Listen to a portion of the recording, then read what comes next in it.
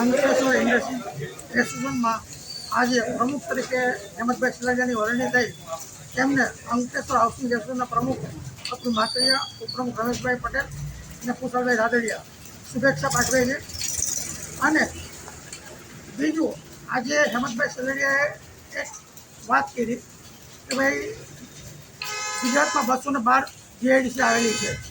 તેમાં સૌથી એશિયામાં મોટી જીઆઈડીસી અંકલેશ્વરની છે. તેના ઉદ્યોગ માટેની વાત કરી તો ઉદ્યોગોના જે 3-4 પ્રશ્નો છે એમની વાત કરી. ને તે એવું કહે છે કે રહેણાંક વિસ્તાર આધુનિક છે. હું એવું કહું છું, આધુનિક કઈ રીતે?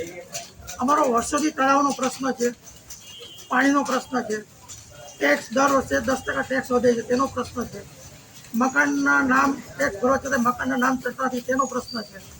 તો અમને એવું લાગે છે કે નવી પેઢી આવશે, કામ કરશે એવું અમને હતું. પણ આ નવી પેઢી પણ આ પ્રશ્નની વાત કરીને પ્રમુખ સાહેબે, એટલે અમારા મેસેજ અમને આપવાના છે કે તમે અમારા કામ કરવાના છો કે કેમ, ને તમે આધુનિકતા કોને ગણો?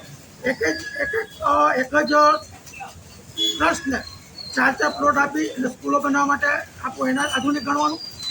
કે ઇન્ડસ્ટ્રીના મોટા માત્ર સ્કૂલો બનાવીને મોટી ફી વસૂલ કરે એને આધુનિક ગણવાનું? કોને આધુનિક ગણવાનું?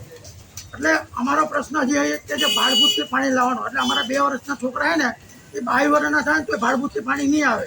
એટલે તળાવ માટે હજી મને એવું લાગે છે કોઈની બાજ નજર હોય એવું લાગી રહ્યું છે. એટલે તાત્કાલિક તળાવ બનાવવામાં આવે, સ્મશાનની જગ્યામાં સ્મશાન બનાવવામાં આવે. આજે 80 થી 90 હજારની વસ્તી હોવા છતાં એક સ્મશાન નથી. જે ગામડામાં 5 જણની વસ્તીમાં સ્મશાન હોય છે, તો 80 જણની વસ્તીમાં સ્મશાન નથી. એ પણ એક ઘોર અધોગતિ આપણી છે. આપણે રામકુંડમાં ધક્કા ખાવા પડે છે.